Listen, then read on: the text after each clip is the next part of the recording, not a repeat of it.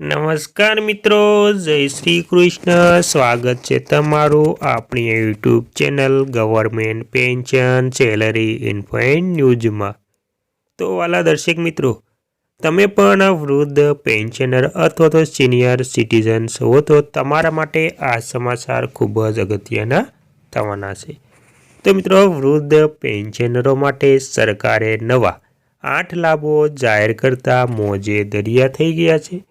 તો મિત્રો, કયા 8 લાભો જાહેર કર્યા છે તેની વિગતવાર વાત આપણે કરવાના છીએ.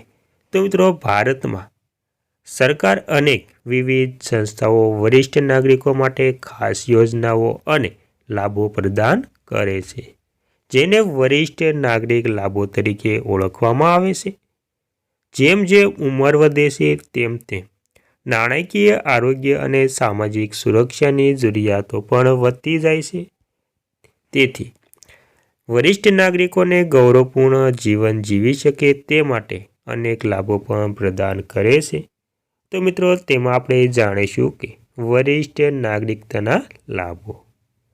તો વાલા દર્શક મિત્રો, તેમાં આપણે જાણીશું કે વરિષ્ઠ નાગરિકના લાભો એ 60 વર્ષ અને તેથી વધુ ઉંમરના નાગરિકોને પૂરા પાડવામાં આવતા સરકારી અને બિનસરકારી લાભોનો સમૂહ છે.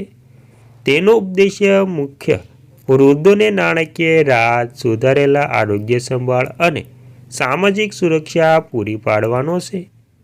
ભારતમાં આ લાભો આવકવેરા, બેન્કિંગ, મુસાફરી, આરોગ્ય અને પેન્શન સહિત અનેક શ્રેણીઓ ઉપલબ્ધ છે. મિત્રો, હવે આપણે જાણીશું કે વરિષ્ઠ નાગરિકના લાભોના મુખ્ય પ્રકારો.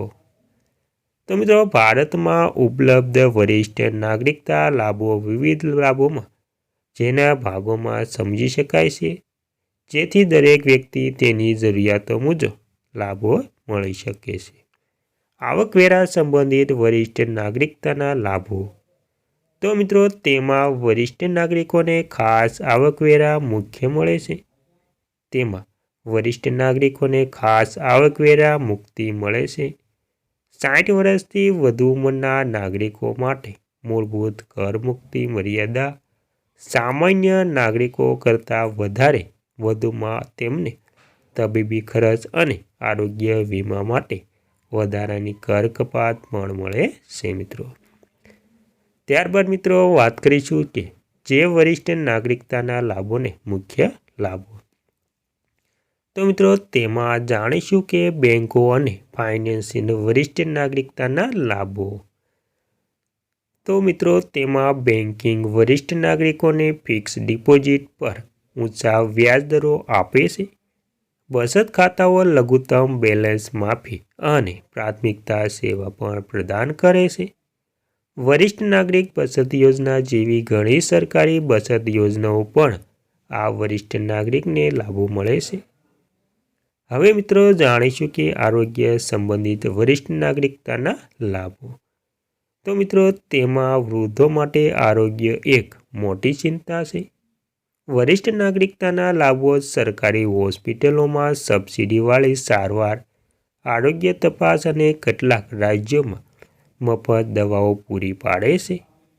આયુષ્યમાન ભારત જેવી યોજનાઓ હેઠળ વરિષ્ઠ નાગરિકોને પણ વિશેષ પ્રાથમિકતા આપવામાં આવે છે.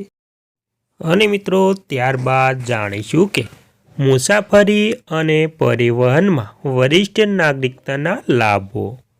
વરિષ્ઠ નાગરિકોને રેલવે અને ઘણી રાજ્ય પરિવહન સેવાઓમાં ભાડાઓમાં ડિસ્કાઉન્ટ આપવામાં આવે છે. પુરુષ અને મહિલા વરિષ્ઠ નાગરિકો માટે રેલવે ટિકિટ ડિસ્કાઉન્ટ ટકાવારીના આધારે બદલાય છે, જે વરિષ્ઠ નાગરિકોના લાભોને વધુ ઉપયોગી બનાવે છે. અને મિત્રો, ત્યારબાદ જાણીશું કે પેન્શન અને સામાજિક સુરક્ષાના લાભો. સરકાર દ્વારા સંચાલિત વૃદ્ધાશ્રમ પેન્શન યોજનાઓ વરિષ્ઠ નાગરિકતાના લાભોને એક મહત્વપૂર્ણ ભાગ છે.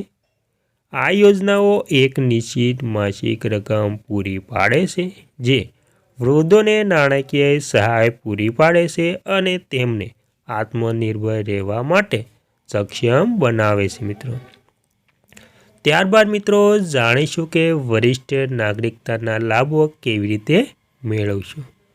તો મિત્રો, વરિષ્ઠ નાગરિકતાના લાભો મેળવવા માટે આધાર કાર્ડ, પાન કાર્ડ અને જન્મ પ્રમાણપત્ર જેવા વયના પુરાવા જરૂરી છે। આ લાભો માટે અરજીઓ બેંકો, આવકવેરા વિભાગ અને સરકારી પોર્ટલ દ્વારા કરી શકાય છે। સાચી માહિતી અને દસ્તાવેજો પૂરા પાડવાનું સરળ છે। અને મિત્રો, છેલ્લે નિષ્કર્ષ જોઈએ તો વરિષ્ઠ નાગરિકો માટે સુરક્ષા અને ગૌરવપૂર્ણ જીવન સુનિશ્ચિત કરવા માટે નાગરિકતાના લાભો મહત્વપૂર્ણ છે। કરમુક્તિની લઈને આરોગ્ય સંભાળ અને પેન્શન સુધી આ લાભો વરિષ્ઠ નાગરિકોને આત્મનિર્ભર બનવા માટે સશક્ત બનાવે છે। જો તમે અથવા તમારા પરિવારમાં કોઈ વૃદ્ધ વ્યક્તિ હોય તો આ વરિષ્ઠ નાગરિકતાના લાભો વિશે માહિતગાર રહેવું ભૂલશો નહીં અને યોગ્ય સમયે તેનો લાભ લો। તો મિત્રો, આવી રીતે તમામ વૃદ્ધોને લાભ મળી શકે છે મિત્રો।